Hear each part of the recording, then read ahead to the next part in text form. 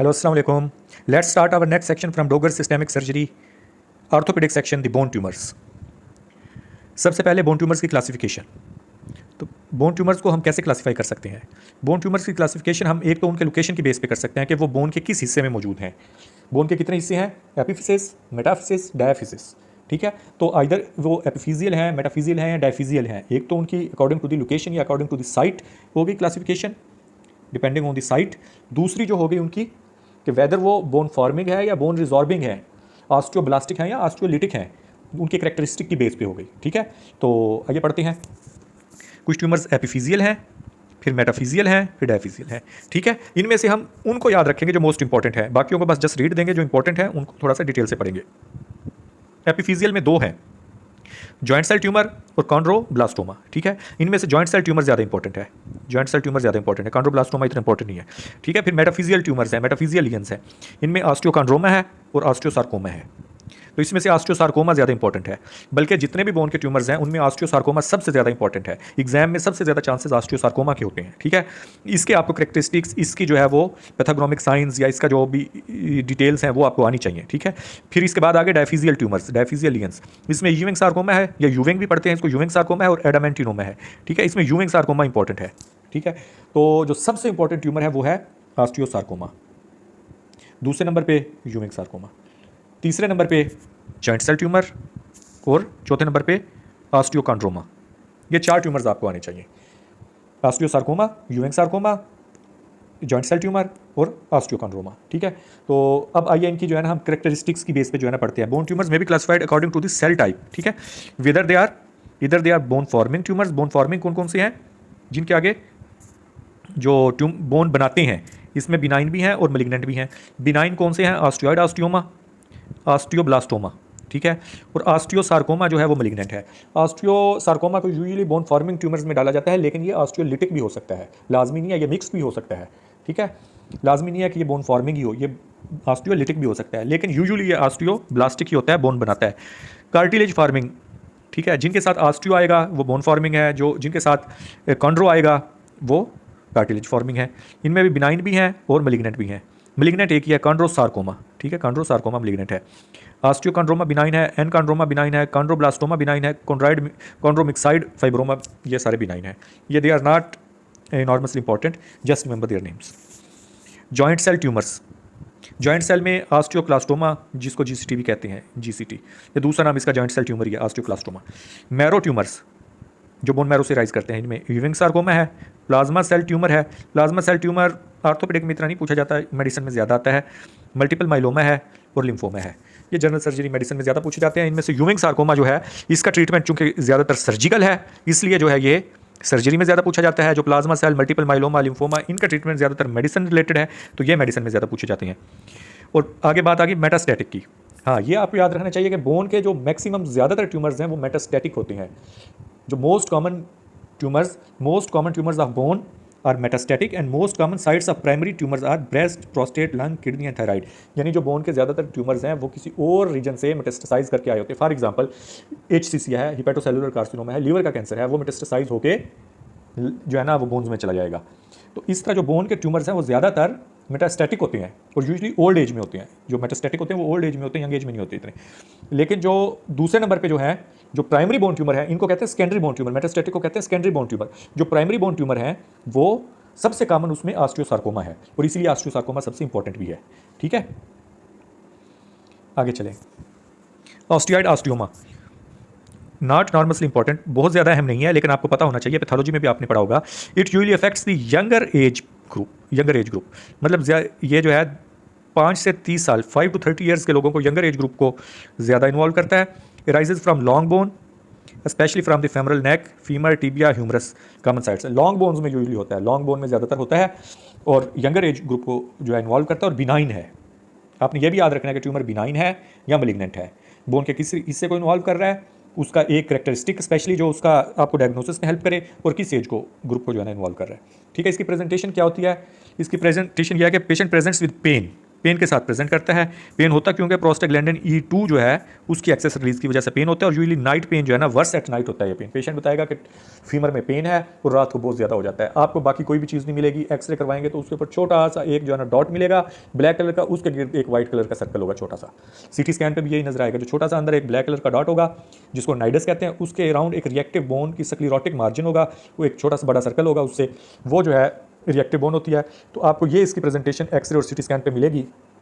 इसके अलावा कोई ग्रोथ नहीं होगी, कोई डिफॉर्मिटी नहीं होगी, कुछ नहीं होगा। पेशेंट कहेगा कि पेन होता है, और ये यूजुअली सेल्फ लिमिटिंग होता है, सेल्फ रिग्रेस कर जाता है। 2 से 3 साल में, 1 से 2 साल में खुद ब खुद खत्म हो जाता है। अगर आप इन पेशेंट्स को एस्पिरिन दें तो पेन खत्म हो जाता है, क्योंकि एस्पिरिन क्या है, एनसेड है। एनसेड क्या करती हैं, प्रोस्टाग्लैंडिन्स की सिंथेसिस को रोक देती हैं। तो प्रोस्टाग्लैंडिन बंद हो जाएंगे तो पेन खत्म हो जाएगा। ठीक है, तो पेन जो है वो रिलीव हो जाता है एस्पिरिन से। चले आगे पढ़ते हैं। इसकी रेडियोलॉजिकल फाइंडिंग्स क्या होंगी? They are usually small lesions which are less than 2 centimetre, 2 centimetre से छोटे होते हैं, मतलब बहुत छोटे होते हैं। और रेडियोलूसेंट नाइडस होता है। रेडियोलूसेंट का मतलब होता है कि एक्सरे उसमें से गुजर जाती है, एक्सरे की शुआएं, तो वो ब्लैक नजर आता है। इसका जो अंदर वाला सेंटर होगा, जो इसका सेंटर है वो ब्लैक होगा, उसके गिर्द एक राउंड एक वाइट जो है सर्कल होगा।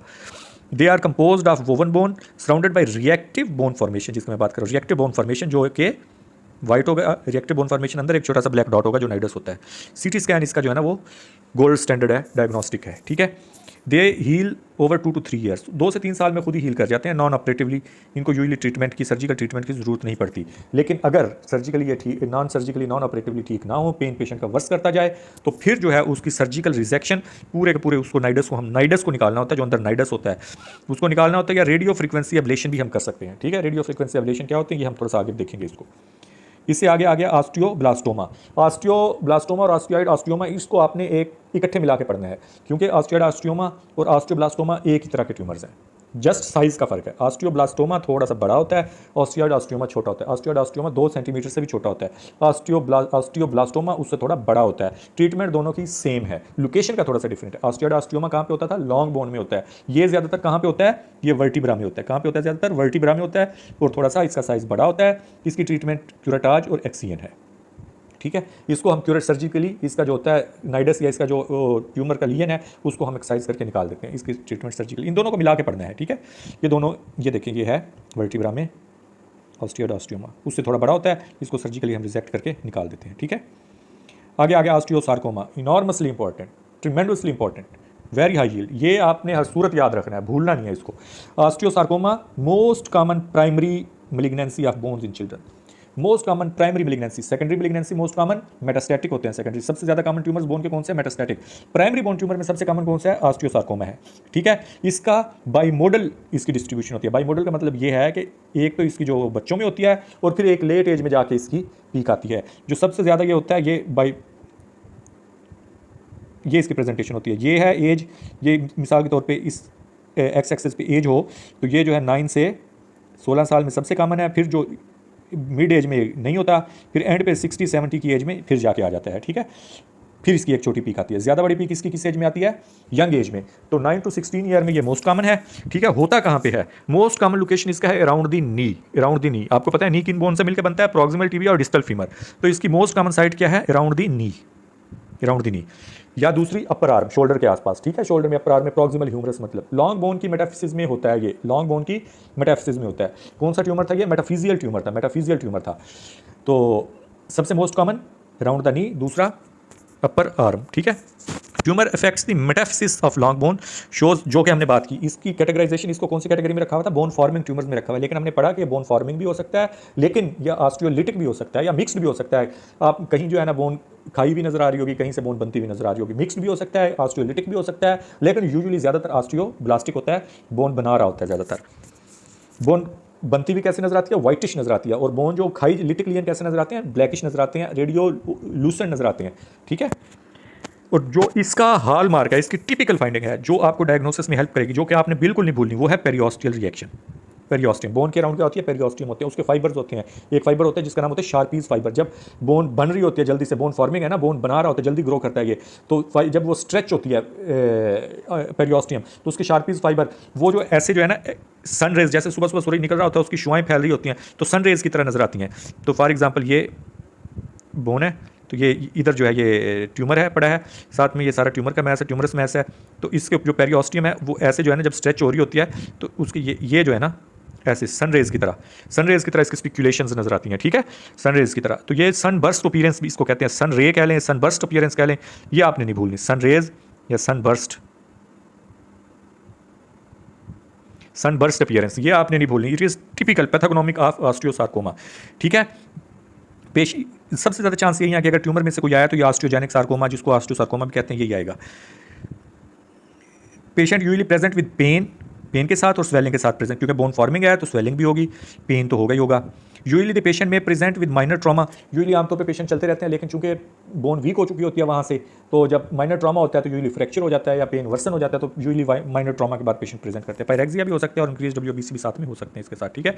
इसके लिए हम CT, MRI, बोन स्कैन, ये सारी चीज़ें करवाते हैं। क्यों करवाते हैं? हमने असल कोई भी ट्यूमर का डायग्नोसिस किस चीज़ पे होता है? बायोप्सी पे होता है। ट्यूमर का डायग्नोसिस किस चीज़ पे होता है? बायोप्सी पे। बायोप्सी में उसके सेल्स हम स्लाइड बना के देखते हैं, उसमें पता चलता है कि ये कौन सा ट्यूमर है।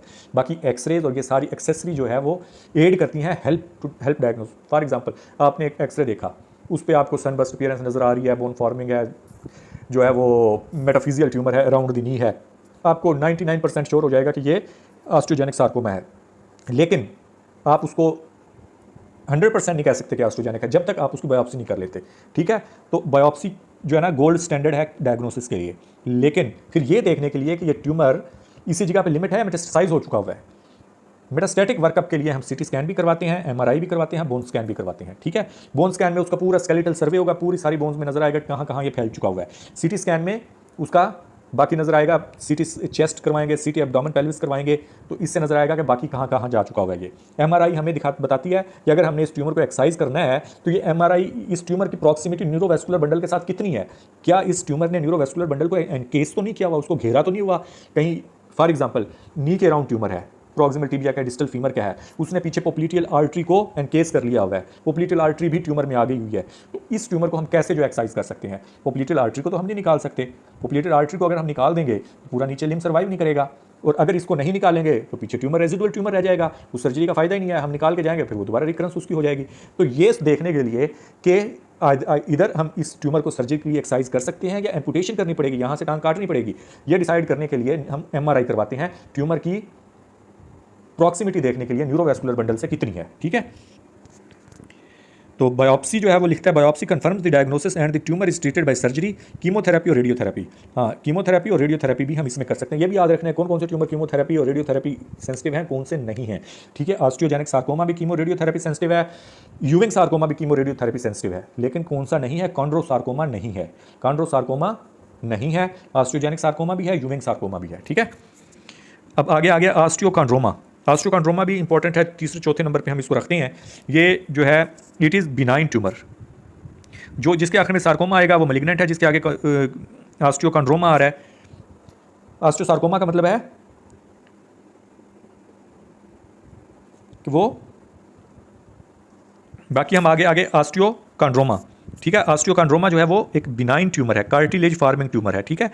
It most commonly arises from the surface of the long bones, it arises from the surface of the long bones, pelvis और रिब्स, ठीक है। लॉन्ग बोन की सरफेस से राइज करता है, ऑस्टियोकॉन्ड्रोमा सरफेस से राइज करता है, ठीक है।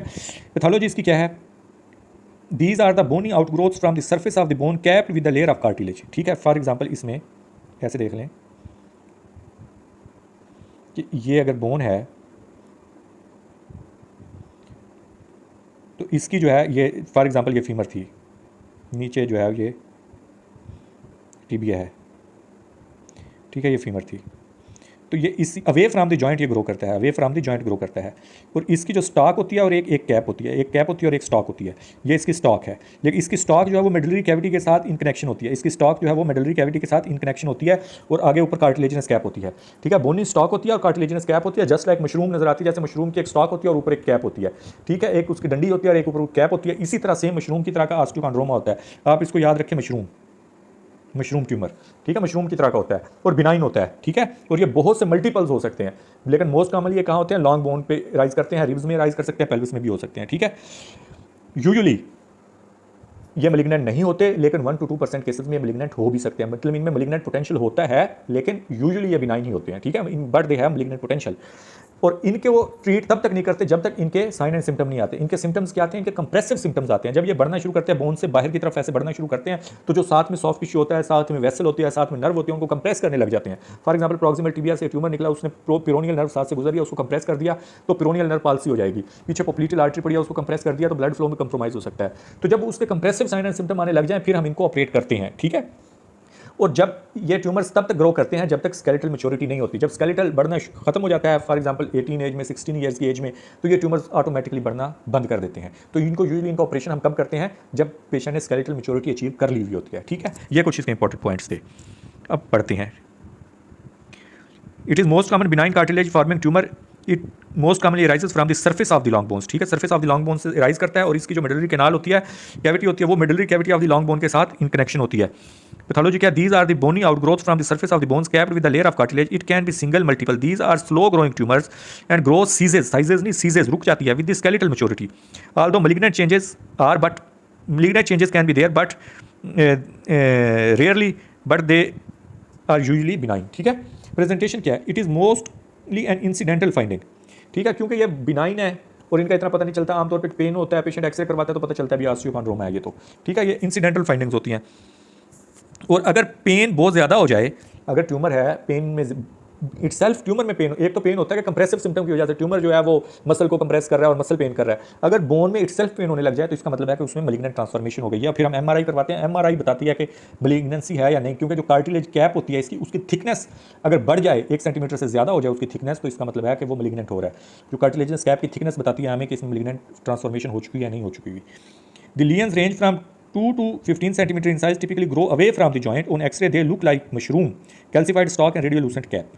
ठीक हो गया? ये इसकी तस्वीर है, ये देखिए, ये एक ट्यूमर है जो कि यहाँ से निकल रहा है, ठीक है। इसकी जो मिडलरी कैविटी है वो लॉन्ग बोन की मिडलरी कैविटी के साथ इन कनेक्शन होती है, ठीक है। और ये निकालने के बाद है, ये इसको एक्सरसाइज किया हुआ है, ये इसकी स्टॉक है और ये इसकी कैप है। ये यूजुअली पेडंकुलेटेड होते हैं। ये कौन सा है? पेडंकुलेटेड है, but sometimes they can be sessile as well. मतलब बाज़ दफ़ा ऐसे भी होता है कि इसकी स्टॉक बहुत छोटी होती है, स्टॉक होती नहीं है, उनको सिसाइल ऑस्टियोकॉन्ड्रोमास कहते हैं। लेकिन ज़्यादातर ये पेडंकुलेटेड ही होते हैं, जो कि हम ये तस्वीर में देख रहे हैं, ठीक है। इनका ट्रीटमेंट क्या है? Surgical resection after the attainment of skeletal maturity if they are having symptoms, compressive symptoms, ठीक है। फिर आ गया कॉन्ड्रोब्लास्टोमा, नॉट एनॉर्मसली इंपॉर्टेंट। इसको जीसीटी के साथ मिला के पढ़ना है। किसके साथ मिला के पढ़ना है? जॉइंट सेल ट्यूमर के साथ मिला के पढ़ना है। दोनों एपिफिजियल ट्यूमर हैं, मतलब एपिफाइसिस में होते हैं, बिल्कुल जॉइंट के पास जो last part of the bone होता है। एपिफिजियल ट्यूमर्स हैं दोनों। जो कॉन्ड्रोब्लास्टोमा होता है ये उन पेशेंट्स में होता है जिनमें अभी फाइसिस ओपन होती है, ओपन फाइसिस, ठीक है, जिनमें ओपन फाइसिस होती है। ओपन फाइसिस किन में होती है? यंगर एज में, 20s 80s 18 ईयर एज तक, ठीक है। तो ये जो लिखा हुआ है सेकंड एंड थर्ड डेकेड, ये नहीं, फर्स्ट एंड मतलब 10 से 20 साल की एज में ये ज़्यादा कॉमन होते हैं, 10 से 20 साल की एज में, ठीक है। टीन एजेस का ट्यूमर है ये कॉन्ड्रोब्लास्टोमा, जब फाइसिस जब तक ओपन होती है, ठीक है। दोनों फाइजियल ट्यूमर है, जीसीटी के साथ, इसको जीसीटी भी फाइजियल है, ये भी फाइजियल ट्यूमर है। दोनों बिनाइन है लेकिन अग्रेसिव है, बिनाइन बट अग्रेसिव। इनमें मैलिग्नेंट पोटेंशियल नहीं होता, बिनाइन बट अग्रेसिव, मतलब डिस्ट्रक्शन वहाँ पे ज़्यादा करते हैं, बोन को डिस्ट्रॉय ज़्यादा करते हैं, जॉइंट की सर्फेस को इरोड कर सकते हैं, डिस्ट्रक्शन ज़्यादा करते हैं, लेकिन बिनाइन है।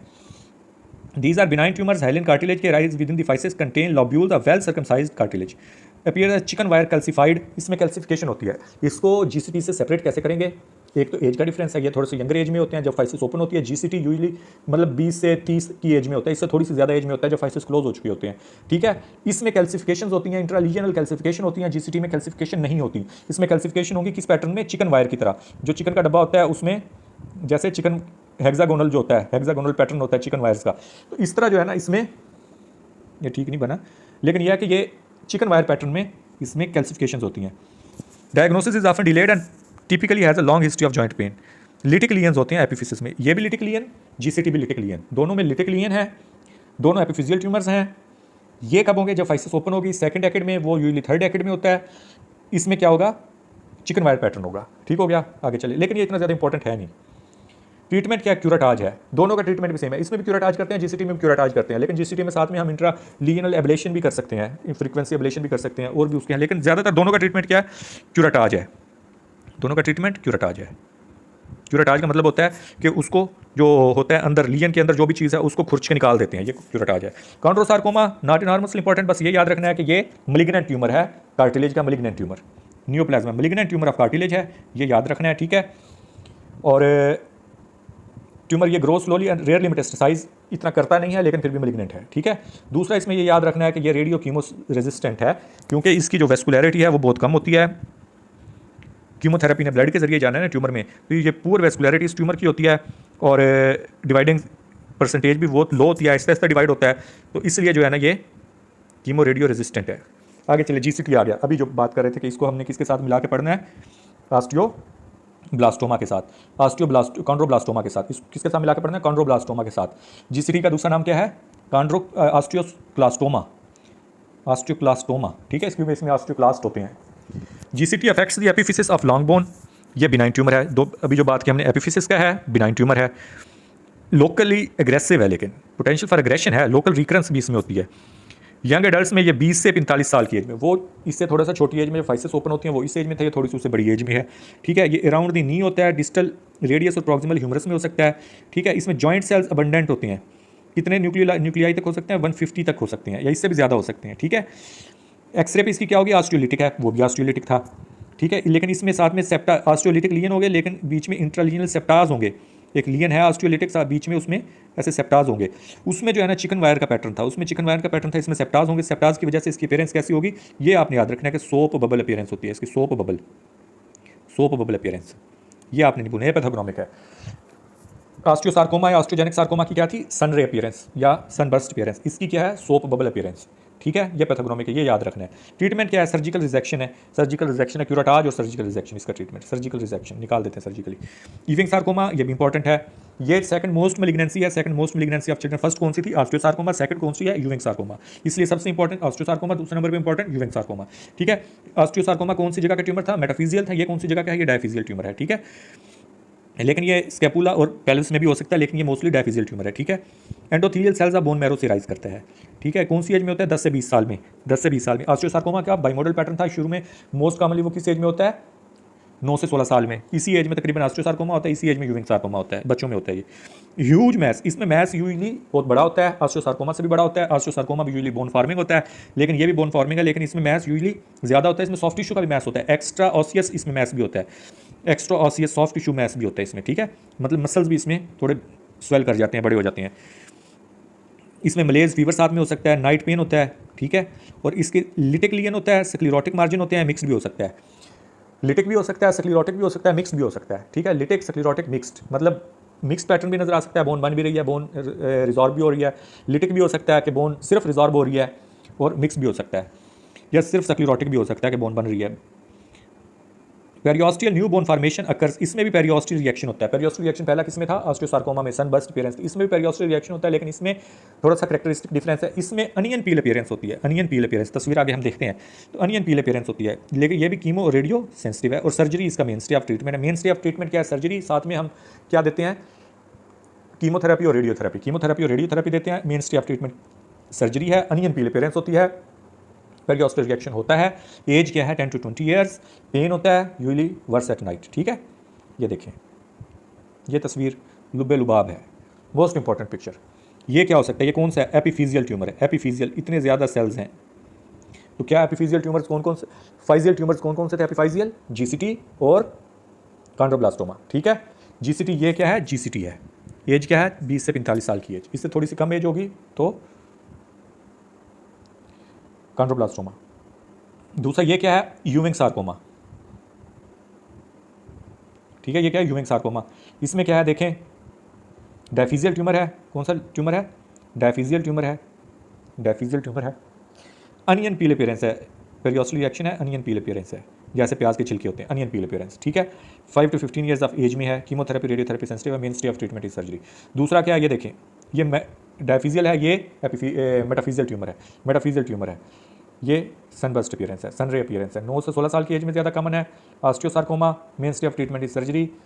Along with that we do radiotherapy and chemotherapy. That's all for tumors. Good luck.